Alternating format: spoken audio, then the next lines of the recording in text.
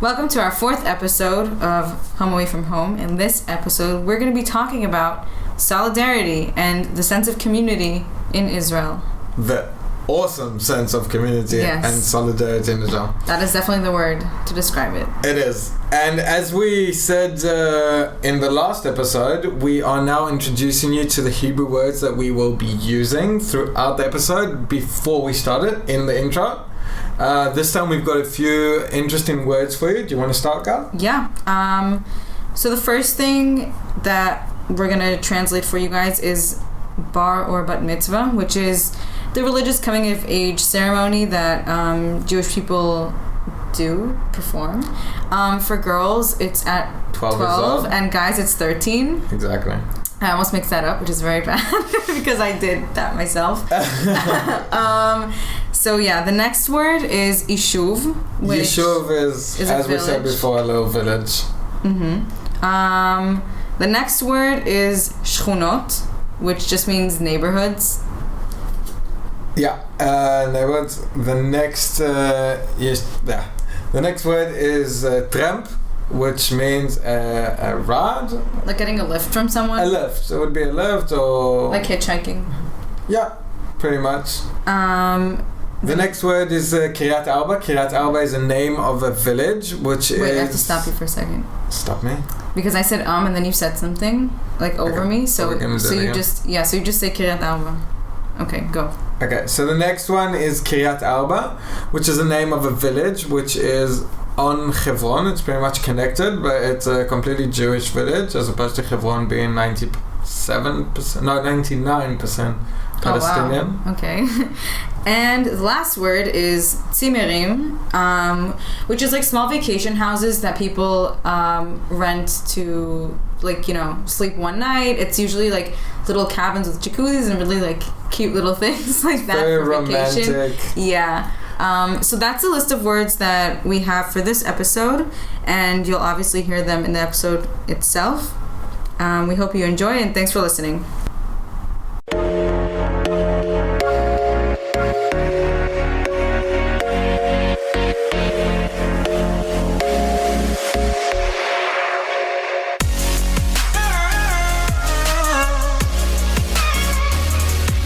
Solidarity or a sense of community is not really something that or at least that I felt when I grew up in America.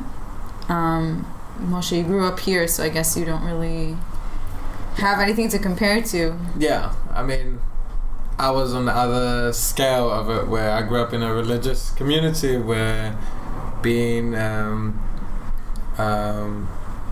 doing the good stuff for all the people is what we were brought up on. The idea was to go and help other people that need the help, go help anybody that doesn't have enough money and needs a place to stay, some food to eat.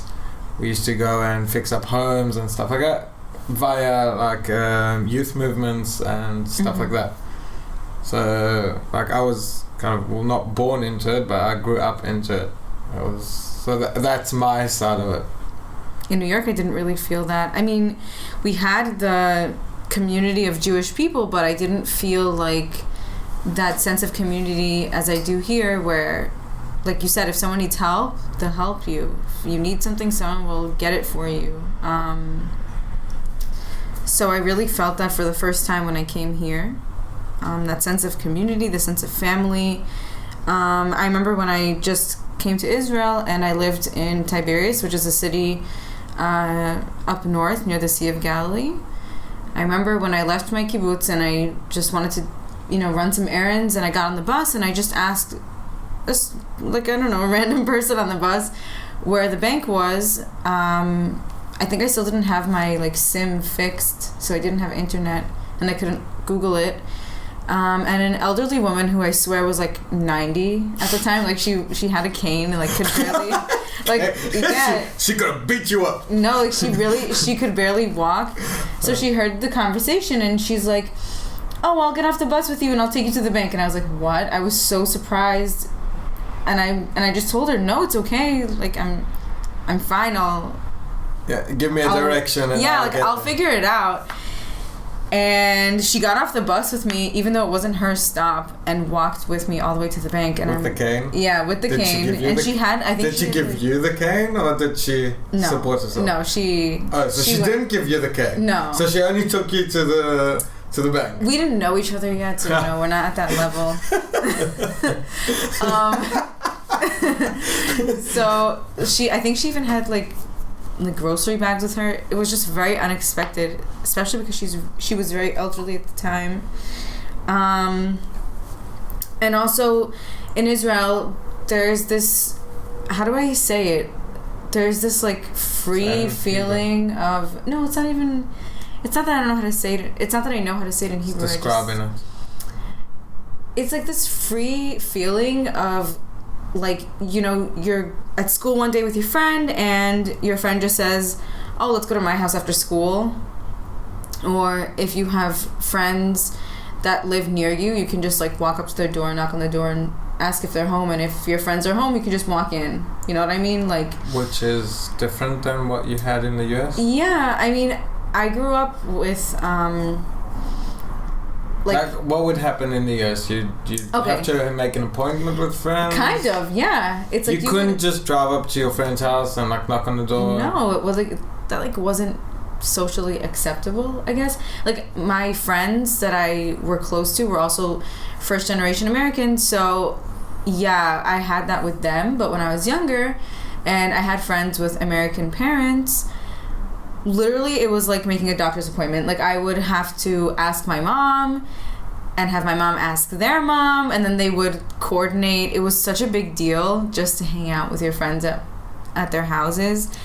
And maybe it's like that because we were younger and we relied on our parents to take us everywhere, but still, it was, even when I was in middle school, I think it was just like, my mom will talk to your mom and they'll coordinate. So they have to like make an appointment to yeah, in a sense, yeah. So I like how here, let's say like we're neighbors, right? And I want to go to your house. I could just knock on the door, and even if your mom answers the door, like, first of all, your mom will know who I am. Like, in Israel, everyone's moms knows their kids' friends. I mean, my mom didn't know a lot of my friends. Like, she didn't. Yeah. She didn't know. She knew most of them. Growing up, the parents do know, especially like where I grew up in little yeshuvs. Mm-hmm. So like the little village I grew up in, we'd hang out with each other. I think we say in one of the earlier episodes, like, until early hours of the night, and just spend as much time as we wanted with each other. And then, you know, the mom would phone up, or my mom would phone up, like my friend's mom, and they'd phone up the other friend's mom, and they'd like, kind of figure out where we all at, and then send everybody home, like, yeah, you should have been home 5 hours ago. So we didn't really have that kind of experience. I mean, yeah, growing up, of course, when we rely on our moms to take us everywhere, so yeah, we have to tell them and they have to like plan it out. But even in middle school, it was kind of like, I have to ask your mom, or my mom to ask your mom if I can go to your house. So my mom knew my close friends, but I had friends that weren't like a part of a specific friend group that she didn't know. I mean, by name, yeah, but let's say, going back to my example, so let's say we were neighbors and I want to just come over to your house, I could knock on the door, and your sisters, right? You only have sisters. Yeah. Yeah, so your sisters would probably know who I am, your mom would probably know who I am if we were good enough friends. I could knock on the door, anyone will answer, I can be like, oh, is Moishe home? And they'll be like, yeah, come in, and like, and you could not even know that I came to your house, and I could just knock on your bedroom door and be like, hey, I'm here, let's hang out. Like, that could happen. Like, is that a weird thing? Like, that sounds very regular to me. Like, I used to be, well, I'll rephrase that. Friends used to come over to my house when I used to live on the ground and wake me up to go hang out with them. Yeah. Like, they'd barge into my room, wake me up, get dressed, you know, we're going out to play. And even when I was like 16 or 17, like, friends used to, we moved to Efrat, which is a settlement in near Jerusalem. Or no, settlement village. But we, like, friends used to come over from the Golan, unappointed, knock on the door, in let's go to Jerusalem. I mean, I think it's cool. It's unusual for me because I didn't grow up that way, but I wish I did. I think that's very fun. It's awesome when your friends just come over. It's like in Mean Girls. I don't know if you saw Mean Girls. No? Oh, okay. You have to watch Mean Girls. I don't watch TV. No, it's a movie.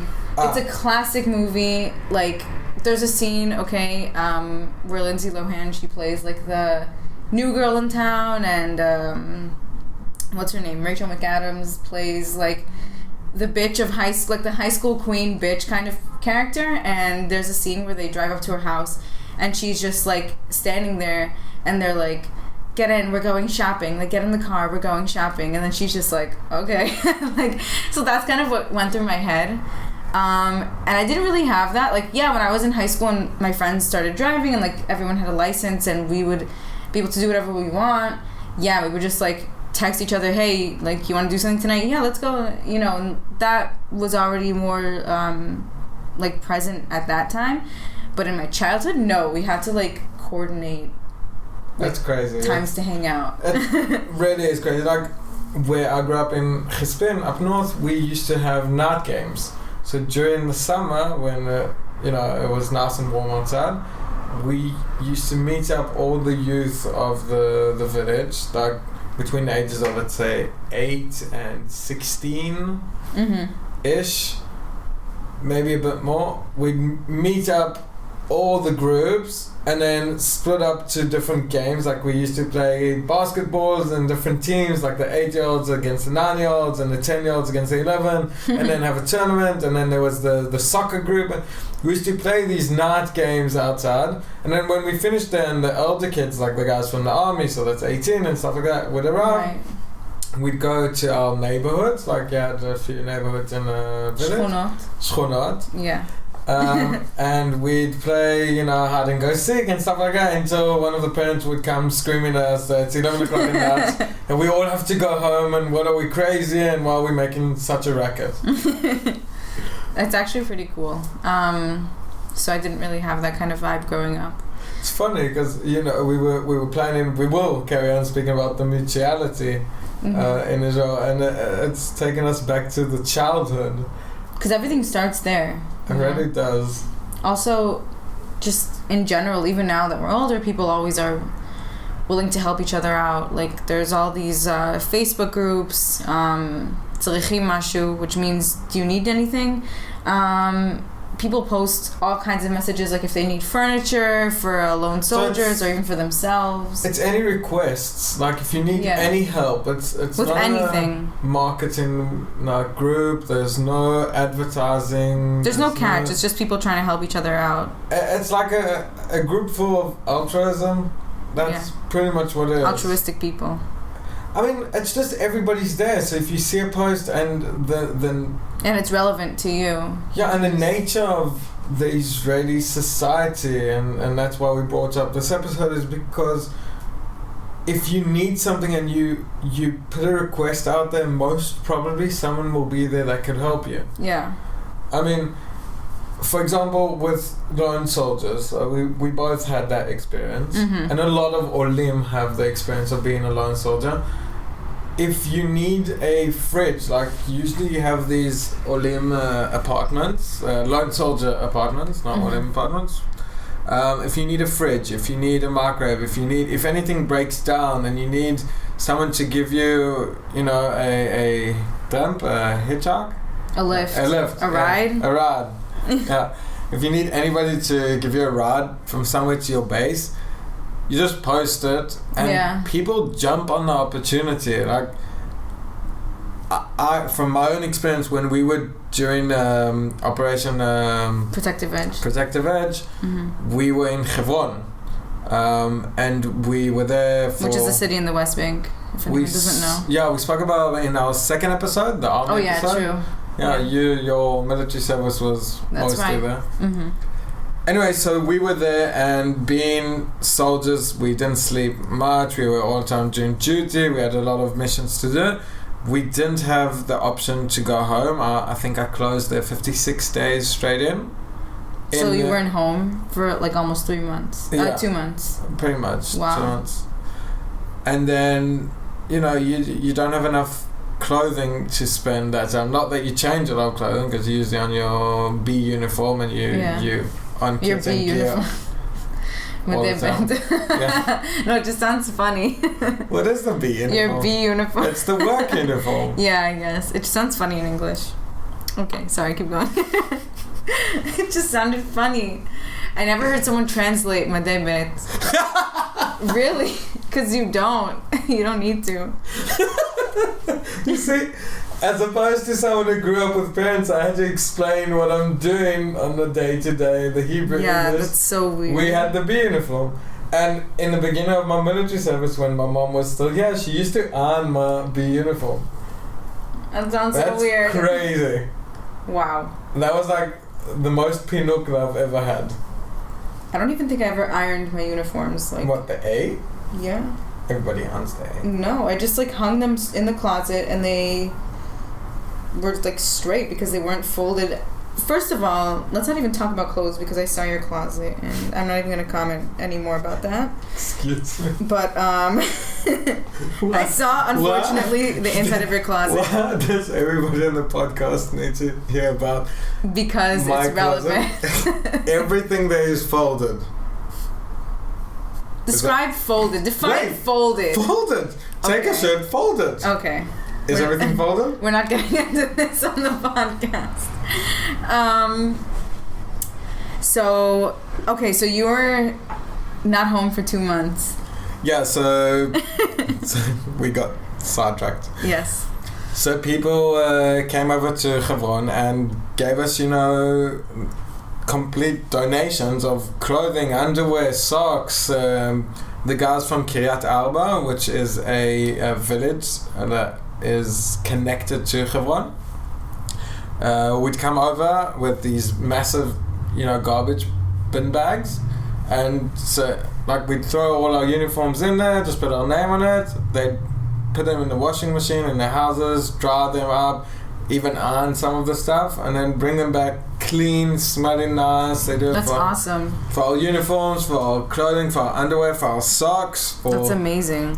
For our linen, for our sheets, for everything. And it was really, really nice. And it's complete strangers doing complete strangers. And then there were the guys that were going into Gaza, where it was pretty much full-on war, as opposed to us, which was more counter-terrorist stuff. There were restaurants from the Merkaz, from Tel Aviv, and from the north and stuff like that just went all the way down, opened a restaurant in the field. Like a pop-up pop-up restaurant, completely free for the soldiers. There were... That's crazy. Masseurs? Yeah, masseurs. People would give massages? Yeah, no, I don't know if that's... I think it's masseurs.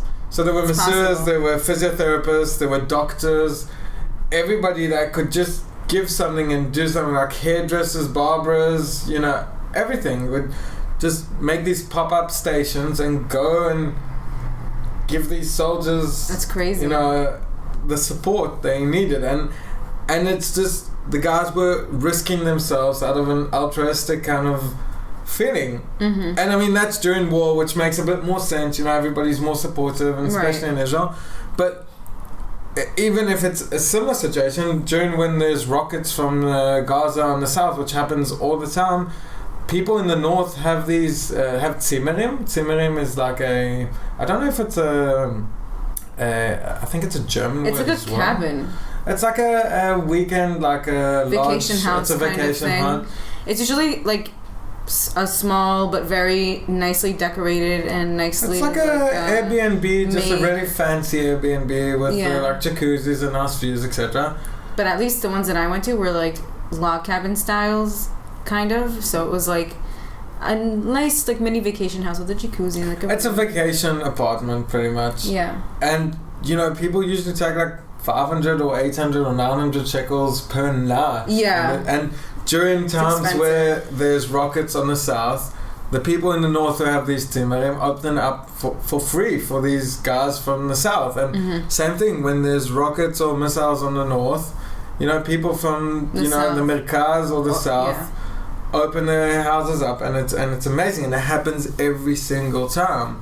every single time there's like these war situations, people are like completely full of solidarity. Yeah, it's crazy because like this happens from stranger to stranger, but we all have that bond that it's like, okay, we know what this feels like. Like every person in Israel knows what it feels like to have that kind of tension in their district of rockets or just like the threat, even if it doesn't happen that rockets are being fired, just like the threat of it possibly happening is scary enough. And I think it's amazing how strangers just open up their houses, they take the time out of their day to help people that they don't know, and it's really wild. It's amazing in my opinion. There's another group that they are even bigger than Facebook. It's not that they're bigger than Facebook. They have WhatsApp groups and stuff like that. Oh, okay. They called Yedidim Badrachim. Okay. It's friends on the way. Yeah. And anybody that gets stuck with the car, no matter what time of the night, what weather it is, whatever, you can send a WhatsApp message to this group, and people come completely free of pay and will drag your car or your bike to wherever you need. They will help you fix the puncture in the car. They will help you swap a light bulb. If you're stuck with the car in mud, they will bring trucks and help you. Wow. And it's a group of really, really cool people. Like, it's a massive, massive group. It's very similar to the Tzrichim Masho. Mm-hmm. And it's just very, in tune with the Israeli nature.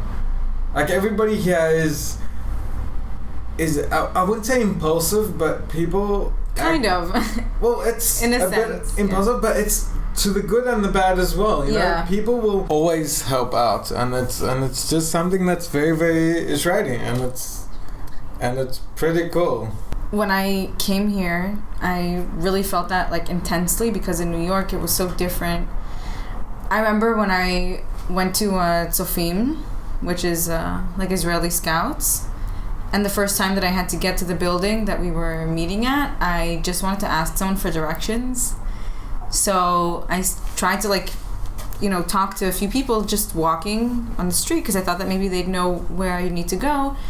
And I'm, trying to talk to someone like, excuse me. And people literally just flat out ignored me. Like, people just kept walking as if I didn't exist. And I don't think that will happen in Israel. I don't think that anybody, if you need help, as we've just been saying, but if you ask for help, you will always get help in Israel. That's something that's really amazing here.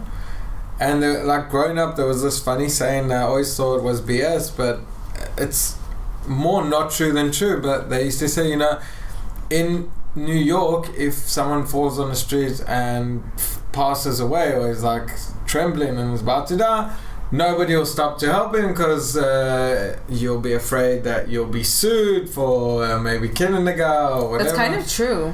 And it was a consensus, like they'd say, if in New York you fall to the ground and someone's injured, nobody's going to help you because everything's privatized and everybody sues everybody, and that's like the Western society is... Kind of is, though. The bad stuff. I get the point. I mean, it's not true enough to be the reality, but what it just comes to say is that in Israel, no matter what your situation is, if you ever need help, and even if you don't ask for help, people will help you. Yeah, I've had that happen where I didn't really need help and people sort of just butted in, I guess. And it's nice, but sometimes it is a little too much. It's always too much, but it's more for the good than for the bad. Of course, yeah. Because as we gave the example with the New York saying thing that we were brought up on, if you fall on the ground in Tel Aviv, no matter how old or young you are, people will stop whatever they're doing. People will stop in the street and help you out. There was actually a social experiment that was performed in New York where there was a guy just lying on the street looking like he passed out or was dead, and people just walked around him. And I looked at the video, I watched the video, and I was shocked because I'm thinking to myself, okay, you see this guy on the floor, you're not going to call an ambulance, call the police, even if you don't want to directly touch this person or lift them up, that's understandable because you don't know who this person is. I get that, but no one even stopped to call the police to alert anybody. No one stopped to like run into a store nearby and like alert the person who owns the store.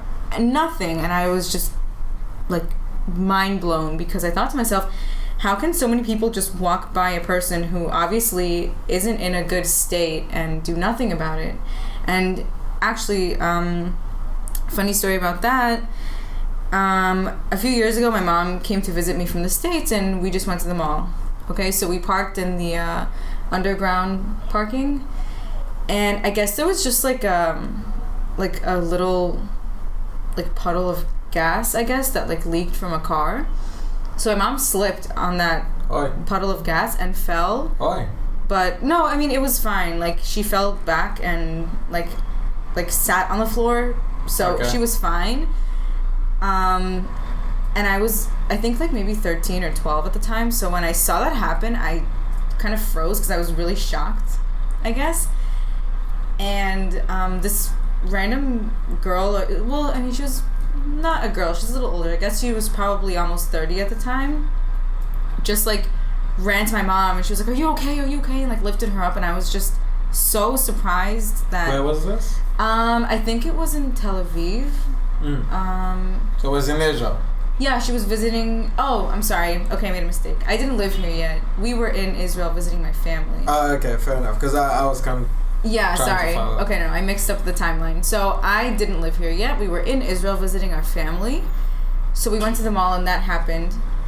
And this random lady just ran up to my mom like, "Are you okay? Are you okay?" And they tried to help her and lifted her up. And I was so surprised that a complete stranger just came over and like tried to help us. And even after my mom got up and everything was okay, she was like, "Are you hurt? Like, do you want me to call an ambulance?" Like, it was crazy. I never expected something like that to happen.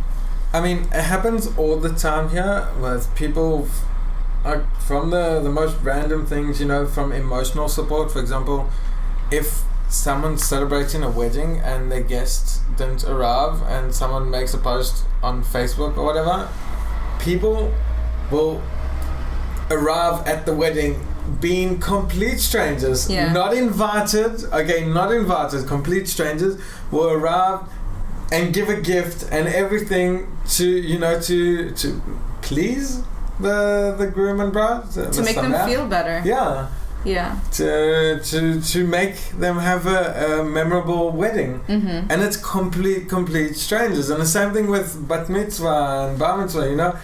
It's the Jewish coming of age. And when people's friends didn't arrive for any reasons, if it's the wartime or if it's just a kid that doesn't have any friends, people, I mean, it's so rough, sad. It's sad, but on the other hand, you know, it's so nice to know that when these situations happen, and it happens all the time, that people post these posts, and you see within minutes, you have plenty people who are like, "I'm around, I can bring food, I can come celebrate, we're going to come with our family, we have a child the same age," or if it's for a wedding, you know, if someone needs a wedding dress and she can't afford it, if someone needs, you know, food and catering and stuff like that, and obviously it's not something as a scam, it's really out there to help people, and it really happens all the time, and you know, where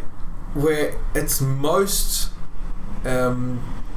seen and it happens the most sadly and happily at the same time is you have these elderly people, you know, Holocaust survivors and people who just don't have family and are by themselves, and sometimes they live in, you know, disastrous situations, like really bad conditions and apartments that are like falling apart. They are leaking and they've been collecting just garbage, and for years nobody's been looking after them, and you know, the electricity and water and stuff like that, and someone hears about an apartment like this, goes and sees that the situation really is terrible, and you know, within a day or two, just volunteers, random people from the street will come, they'll fix up the apartment, someone will bring paint, someone will bring, you know, like maybe tools to fix a pipe or tools something, and ornaments, and people will bring you know, just new shower racks and the shower heading and new floor towels, and people will just come and fix up an apartment completely for free for an elderly person who has nobody else around because it's the right thing to do.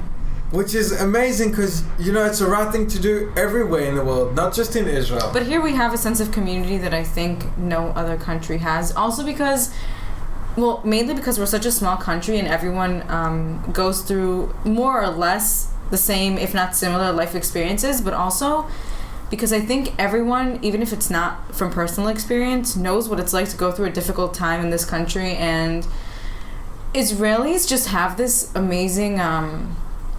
how do I say it? Ability. Not ability, but they have this amazing, cultural aspect of just always wanting to have a good time.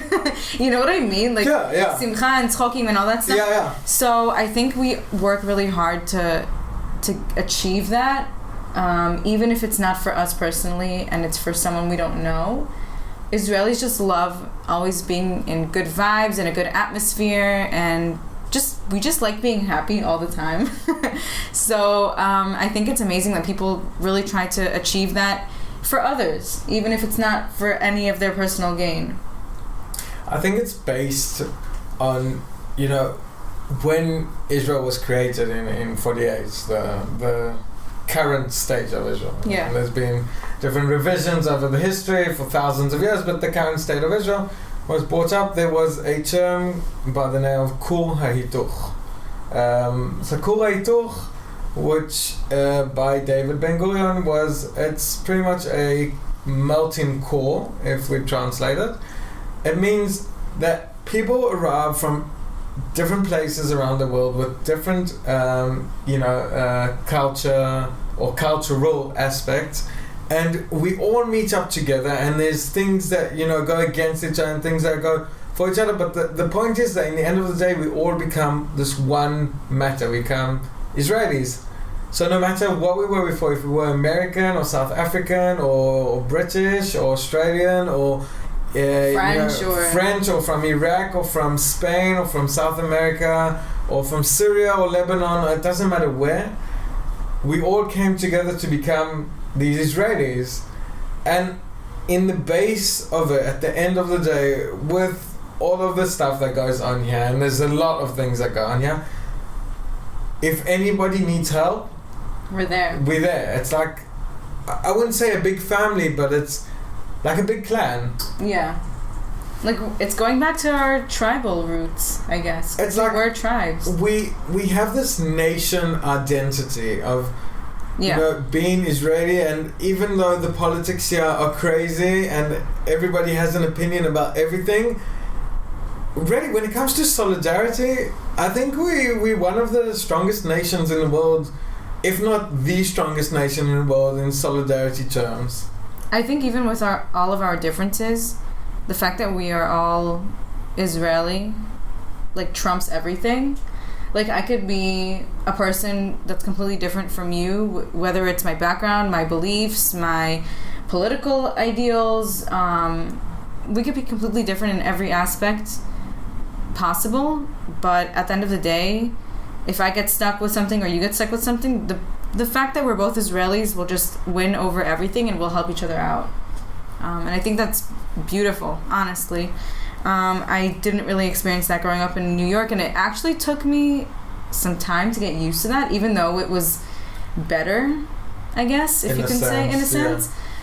Yeah. It took me time to get used to that because I was so accustomed to living in a society where if I don't know you, why are you talking to me? Yeah, didn't you tell me there was this thing where if people stare at you... Oh, yeah. Okay, so we talked about this when we were studying a few days ago, that at least in New York, I don't know if it's like this everywhere else in America, because again, America in itself is 50-something different cultures in every state. Yeah. At least in New York or Long Island area, Long Island, Manhattan, 5 boroughs area, there's a thing that if you look at someone that you don't know for too long of a time, it's not seen as a threat, but it's like, why are you looking at me? Like that could start a fight between two people. Like why are you staring at me? Like, what's your problem? Why are you looking at me? Like, don't look at me. It's weird when I say it out loud, but you know, growing up, it's a like cultural that's thing, just obviously. Exactly, it's just a thing that I experienced growing up, and in Israel, I noticed myself getting like annoyed when I caught people staring at me. Like, even if they were just spacing out and happened to look in my direction, I didn't think about it at the time, and I just got kind of like annoyed. Like, why are you looking at me? Like, what's this guy's problem? Looking at me? Yeah, like, what's this guy's problem? Why is he staring at me? Like, does he want to fight or something? Like, not that I'm the type of person to fight people, but like, girls warming up. no, it's like I'm really the last person to fight with anyone. I'm so like adisha. I don't know how to say that. Adisha, apathetic. No, apathetic. I don't know if that's the word. I'm so just like overly calm and too relaxed to like even think of going into a fight with someone, but it annoyed me. Like, does this guy like, how dare you stare in my direction? Yeah, it's like, why are you looking in my direction? Like, what do you want from me? It's my direction, don't stare at me. Exactly. So I noticed myself having to get used to people just looking in my direction for more than 3 seconds and not getting mad, because that's just how it was there, and this is a new thing. And if you ask me now, honestly, I think it's weird. But like, let's say like you're sitting in the subway and I don't know, like you're sitting across from a person and they catch you like looking at them too often or for too long, they can get like mad. It's weird. In New York. No, New York. Yeah. So in Israel, I'll be like, if you want to start with me, just approach me and say something. Yeah, here it's like, do you want to tell me something? Just tell me. Yeah. And over there, what is it? different. Do we know each other? Like, yeah. So that's also something different that I had to get used to. No, but the mutual understanding in Israel is amazing. Like, you really can experience it. It's everywhere, you know. But you feel it in Jerusalem when you go on the light train, and you have a Arab wearing a hijab and a Haredi woman, Orthodox, ultra religious woman, you know, covered from head to toe, and a guy with piercings and tattoos, and a old lady with one of these ultra left wing shirts on them. And you're all in the train, and if someone by mistake falls over, and everybody will get up to help them, you know. Yeah. And it doesn't matter what your cultural background is, and doesn't matter where you're from, what you've done. If everybody will get up for, most times for older people in buses and stuff like that, and it's just this mutual, I wouldn't say respect, but mutual understanding, kind of understanding and destiny that's shared for everybody. Doesn't bring us closer, but bring us to a more defined understanding of each other. I mean, we can go on forever, but yeah. I think we summed it up pretty well. That wraps up this episode. We hope you enjoyed. You can find us at, pretty much on every platform. Every platform. I mean, we've got Spotify, we've got Google Podcasts, we've got Apple Podcasts, we've got YouTube, we've got Facebook, we've got iHeartRadio, we've got Stitcher, we've got more. I just can't remember them all. We upload to all of them. It's Sundays 9 a.m. GMT +2 Israel time. If you have anything to share with us, you can find us at our email, hafhpodcast@gmail.com. We welcome every question, comment, feedback as well. Anything you guys want to tell us, let us know. If you have any idea topics, anything you want to hear about, also tell us. We'll gladly talk about it. And yeah, thanks for listening to this episode. See you next time. Yeah, we'll talk to you guys next week.